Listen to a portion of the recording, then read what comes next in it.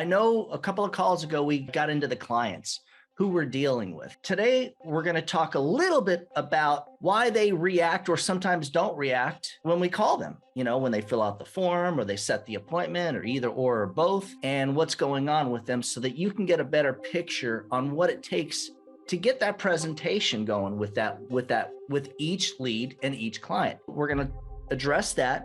I'm going to talk a little bit about volume, expectations, really your expectations versus your volume.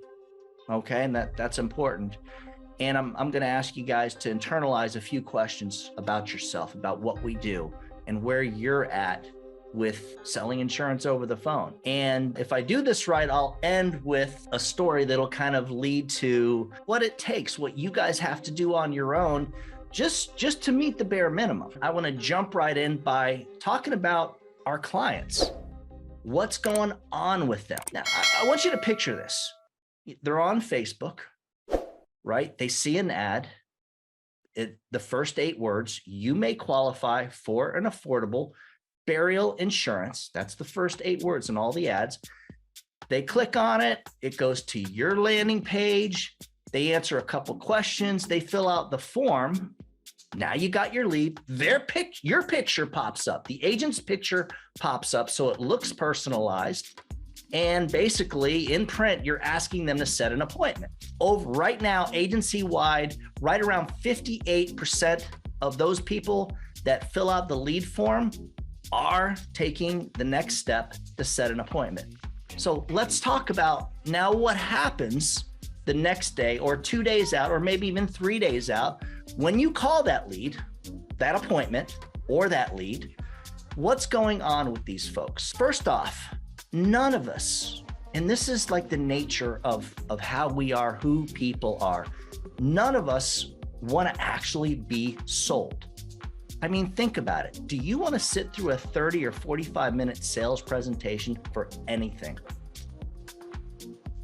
Guys, I got a 13-year-old car. I finally decided that to get off my butt and get a new car, get something that I like. And I don't even want to go to the dealership because I know what comes with that, okay? Are you guys getting my drift? So think about it. When you're calling a lead, even an appointment of someone who set an appointment at an exact time and you're calling right on time, you're actually interrupting their day.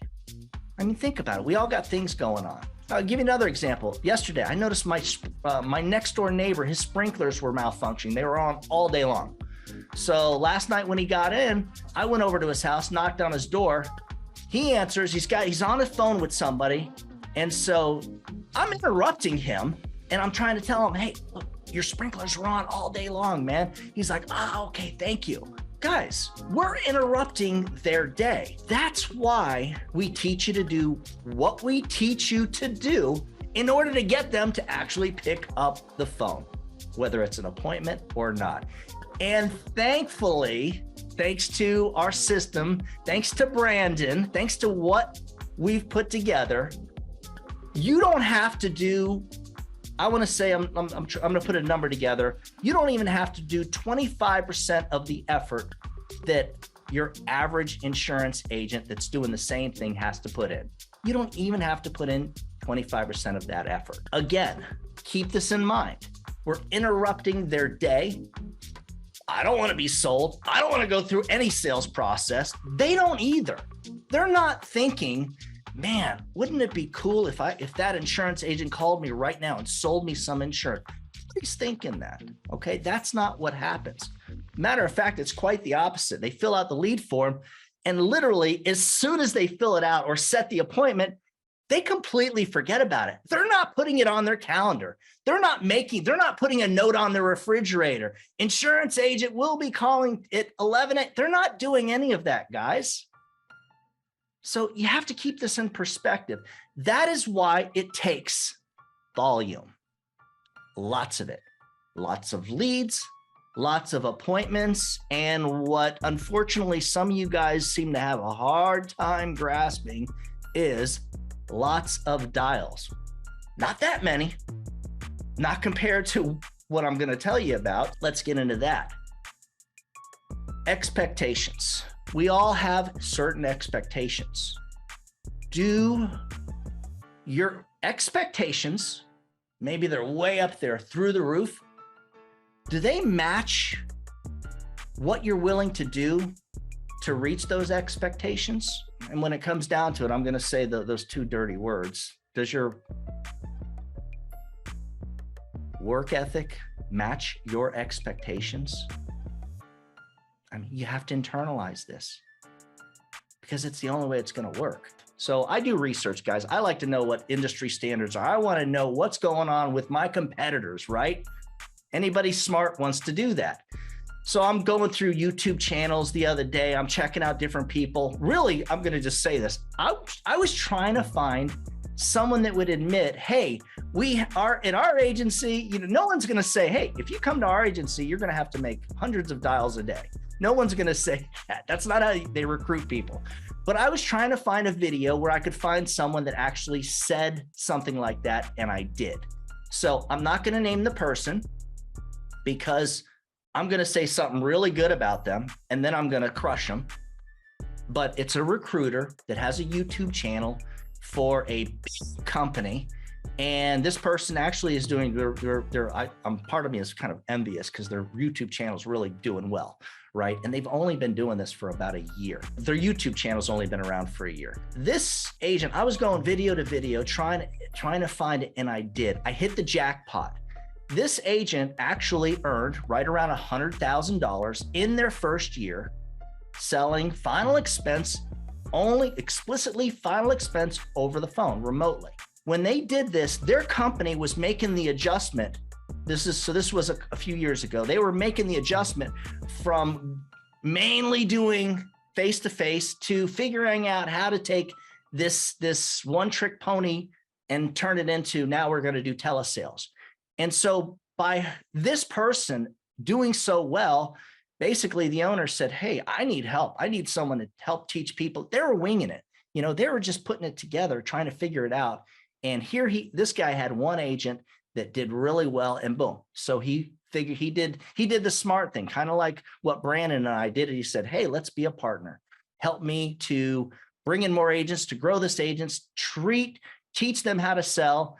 And so now this agent has this YouTube channel, they're recruiting, and this agent said what I was looking for. Okay, what is this? I know this is how I make a long story longer, right?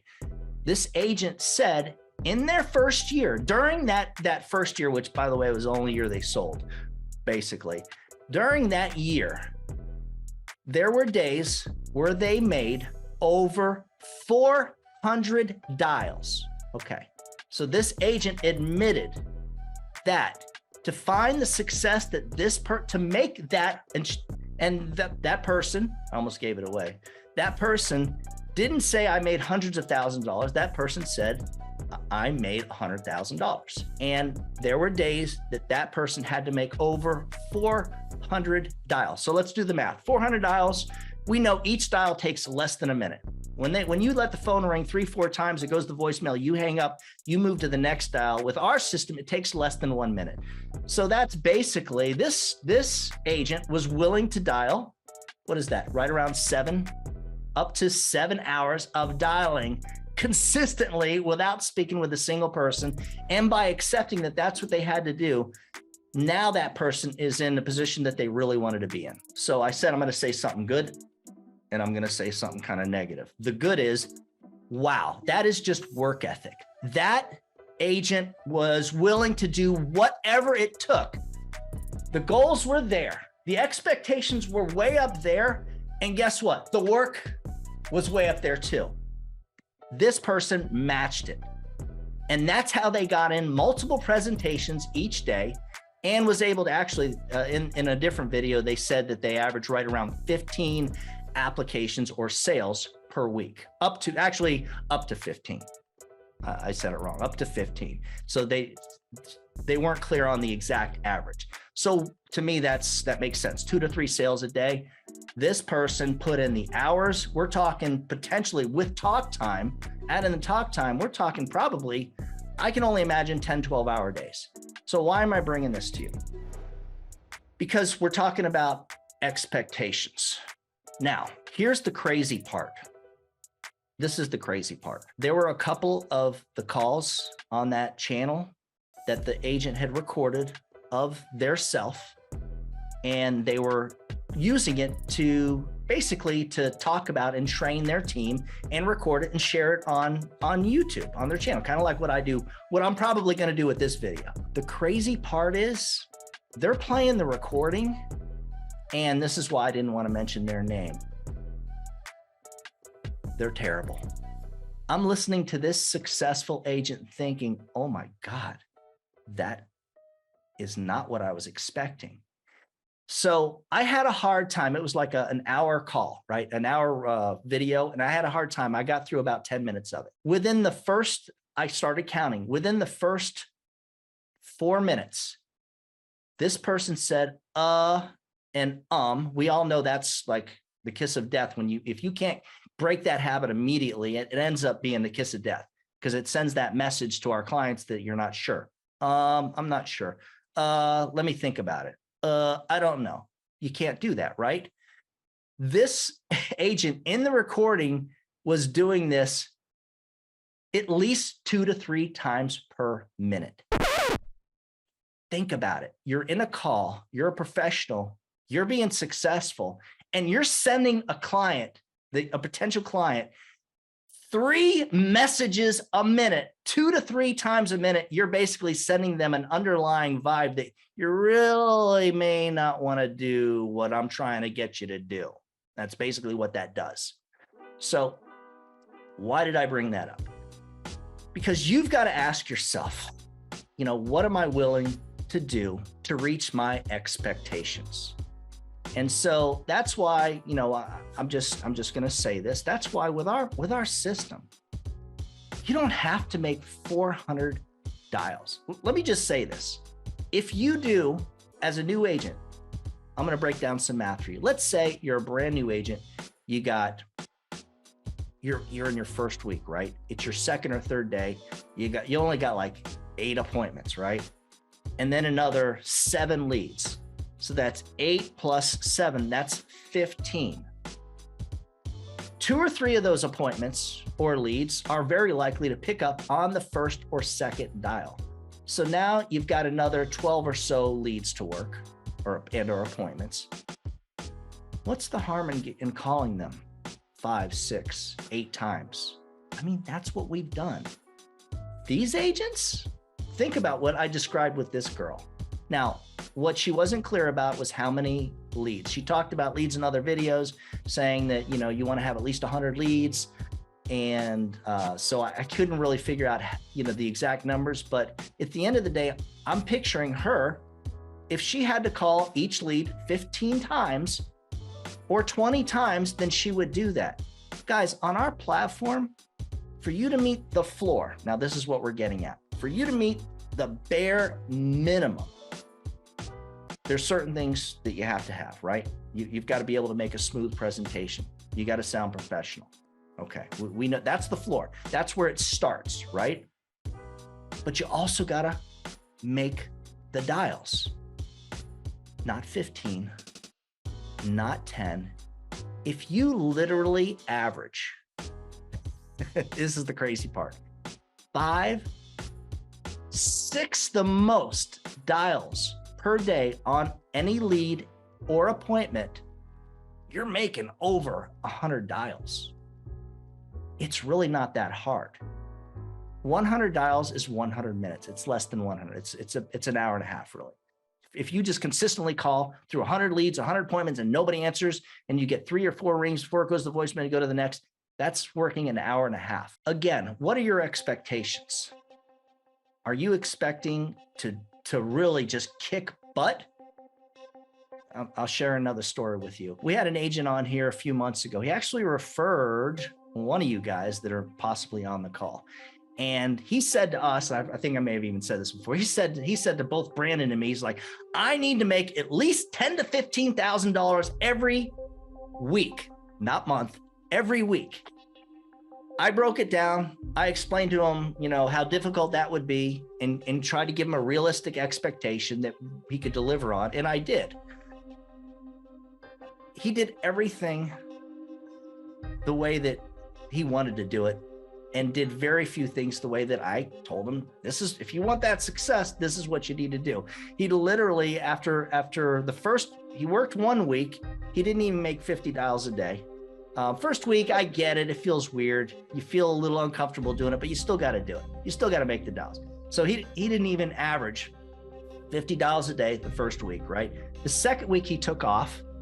So he's having a hard time figuring it out. Now the learning curve just stopped. And then the third week he started again and then only worked a second and worked another week after that with the same thing, only not even averaging 50 dials a day, not even 50. So I'm using that story to get you guys to understand that if your expectations are to make a couple $100,000 a year, you're not going to be able to do that part-time. And if you're not actually on the phone working on the system, at least 8 to 10 hours, guys, full-time isn't 8 hours anymore. I don't know of any professional who is expected to have a long 8-hour day. That's the bare minimum. The people that I know, especially when I lived in the city, when I lived in Miami, they would, by the time they'd leave the house to go to work and come back, it would be 10 to 12 hours later. There is no, 8-hour day when you're cutting through the learning curve and when your expectations are to make a couple $100,000 a year. Our business, guys, what we do is special because if you have the work ethic, especially with our platform, really with pretty much any company. The young lady I spoke of was with one of the companies where their failure rate is ridiculously high. So all it takes is to put in the work, to put in the time, to do what it takes to reach those goals, those expectations. 3 questions. How bad do you want it, especially if you're new? Now, let me just say this. Let's step back a little bit. Let's go back a little bit. If you're brand new, your first week, second week, first month, second month, you absolutely have to sacrifice. And the reason you want to sacrifice is because if you don't put in the sacrifice that it takes to get through the learning curve, well, then the chances of you failing are going to actually be very high. Okay, so we understand that makes sense. So part of the thing about our business is you do have to sacrifice, especially when you're new. It's hard, guys. Look, I was talking to Chris T the other day saying, man, imagine how hard it is for these agents to have to figure all this out and do it all online, all of it, 100%. When we started, we had to go to the office. We learned face-to-face. It was different. You got a manager micromanaging you, forcing you to learn. So it's harder. And that's a big part of why I feel like when you're new, you really have to go super all in. You really have to pretend, hey, if I was going to the call center to work, what would it be like? And so that's why I come back to the 3 questions I want to ask, put out there. How bad do you want it? How hard are you willing to work to learn this business so that you can earn a decent living? And then when we talk about sacrifice, maybe what sacrifices are you willing to make in order to succeed at a high level? Like I said, I know this is different. When I had my I call it a call center. It wasn't a call center. I had my office at one point. So within just a few months, we got up to 4 agents. So I had 4 agents, really had 3 agents. And those 3 agents, the 4th agent was struggling, was on their way out anyways. The 3 agents were all making it work. They were all making a decent living. They were all making enough sales each week where they were happy. I was not happy. I felt like a babysitter. I wasn't comfortable. I learned that about myself. I learned that managing because you got to manage, you got to really micromanage. Managing these agents was something that I really didn't enjoy. And therefore I wasn't happy And I felt like it was showing. It was like I was spreading my negativity in certain ways. So I decided, let's close the office. Let's let these agents work from home. The crazy part is, here we are, months into it. The 3 agents had all been doing this for at least several months. And the 4th agent was newer. Within, I want to say by the 2nd month of them working at home, I closed the office, and you can do the same thing at home. By them working at home without me standing over them, they were all done. They all quit.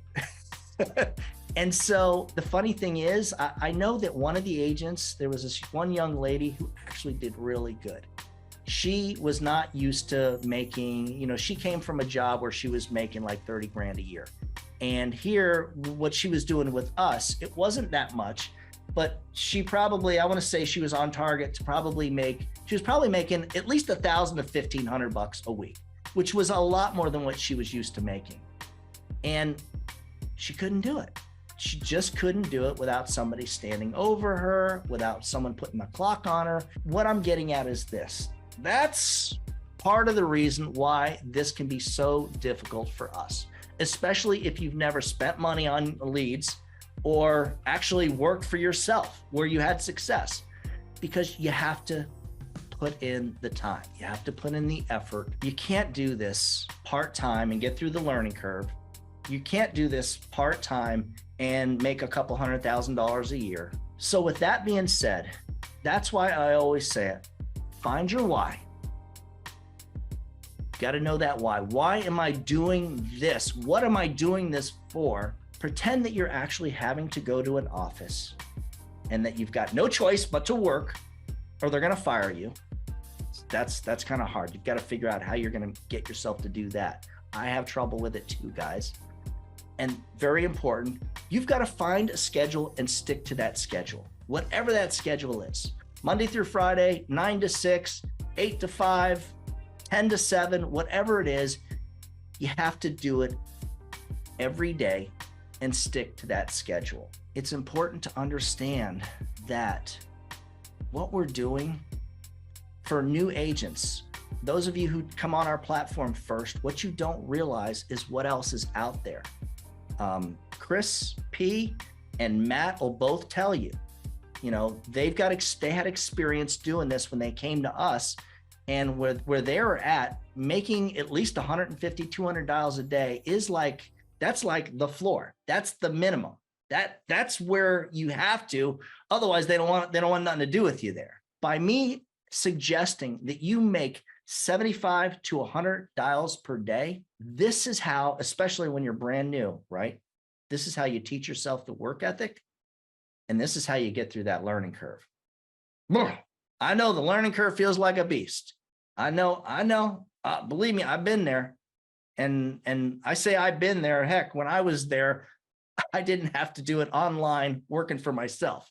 I had to go into the office where they would say, so tell us about your appointment yesterday. And then they would say, okay, well, this is why you didn't close the sale. So that was pretty cool. And I know a couple of you other guys went through this too. And that's how you learn the business. So with that being said, guys, look, I want your expectations to be high, but you've got to figure out your why and then do whatever it takes to reach those expectations. Looks like I took a little bit longer than I thought I was, guys. I hope everybody has a killer rest of your week. Reach out to me if you need anything. I know we had at least one new guy start this week. I know looks like we may have another 1 or 2 starting next week or within the next couple of weeks. Guys, if you're new, please reach out to me if you need anything. I am up for a conversation anytime. And if you've been with us for a while and you're wondering, Doug, what can I do to actually, I've been doing this for months and here's where I'm at. What do I need to do to get to the next level? I'll sit down and work it out with you. We'll figure it out. I'll do everything from listening to your calls to looking at your dial time to looking at your talk time, and we'll figure out something. And with that being said, guys, happy hunting.